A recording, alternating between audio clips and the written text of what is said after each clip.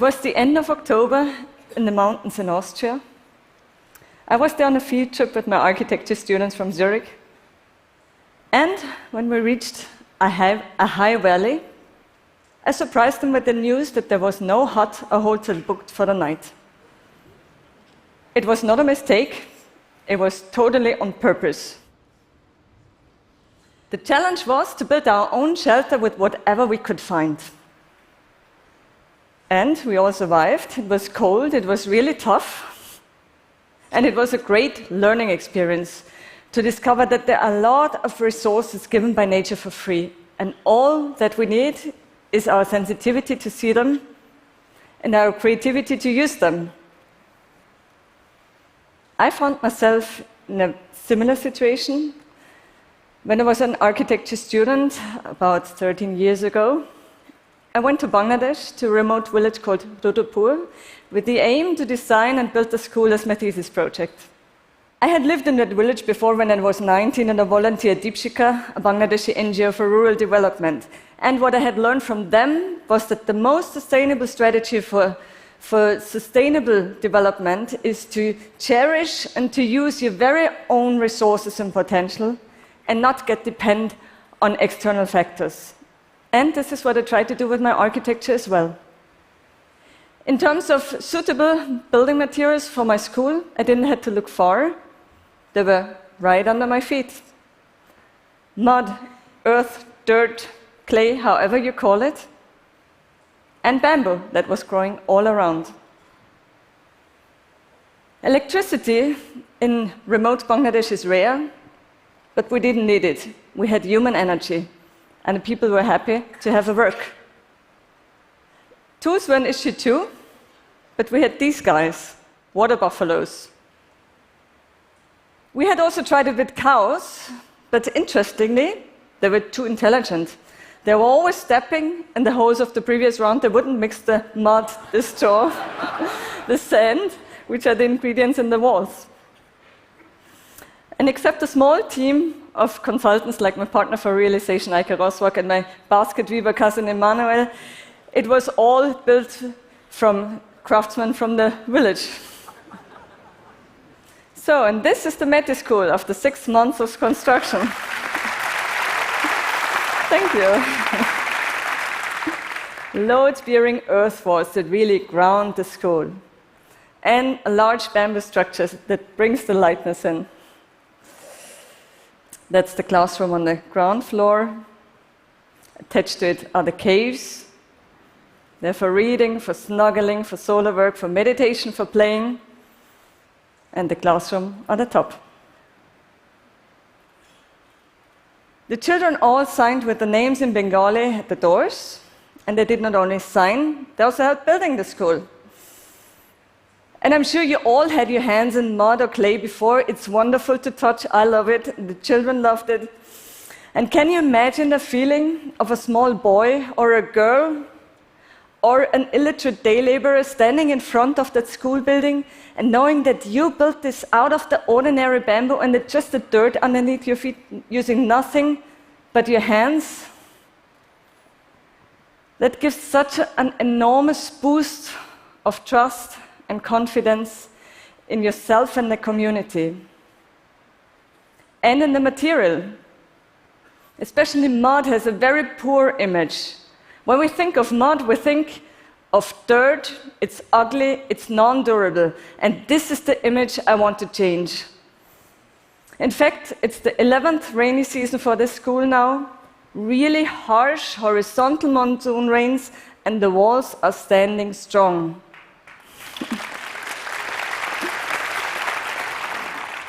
So how does that work? First rule, a good foundation that keeps the wall dry from the ground. And second rule, a good roof that protects from the top. And third rule, erosion control. Mud walls need speed breakers in order so that the rainwater cannot run down the wall fast.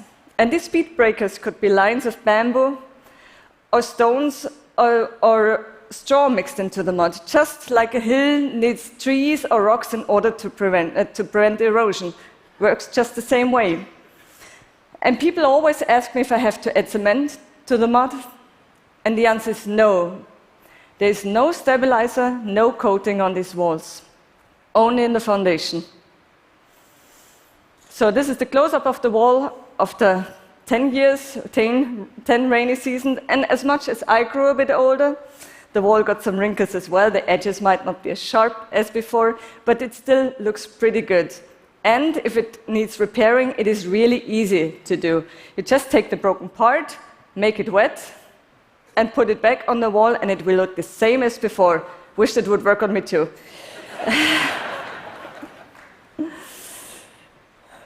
Yeah, and the great thing is, if an earth wall is not needed anymore, it can go back to the ground it came from, turn into a garden, or get fully recycled without any loss of quality. There's no other material that can do this, and this is why mud is so excellent in terms of environmental performance. What about the economic sustainability? When we built the school, I practically lived on the construction sites. And in the evening, I used to go with the workers to the market, and I could see how they spent the money. And they would buy the vegetables from the neighbors. They would get a new haircut or a new blouse from the tailor. And because the main part of the building budget was spent on craftsmanship, the school wasn't just a building. It became a real catalyst for local development, and that made me happy. If I had designed the school in cement and steel, this money would have been exported and lost for those families. Thank you. The building budget at that time was 35,000 euros. It's probably double by now. And this is a lot of money for that region. And especially because this money is working within a community and rotating fast and not on the stock market. So when it comes to the sustainability, the economic sustainability of my project, my main question is, who gets the profit? How many of you in here have some experience in living in a mud house? Chris Anderson, where's your hand? You? Okay. Yeah, it seems totally out of our focus, but approximately 3 billion people all around the planet are living in earth houses. And it is a traditional building material in Europe just as much as in Africa. Strangely enough, mud is not considered worthy of being studied at universities. So, I brought the dirt to Harvard. Precisely 60 tons of dirt right in front of the main facade of the Graduate School of Design. Students and faculty rolled up the sleeves, got their hands dirty, and transformed the front into a warm place for people to gather. Children would climb the structure, skaters would ride the ramp, students having lunch breaks. And it was particularly fascinating to see how many people were touching the wall. And we usually don't go around cities and caressing our facades, right?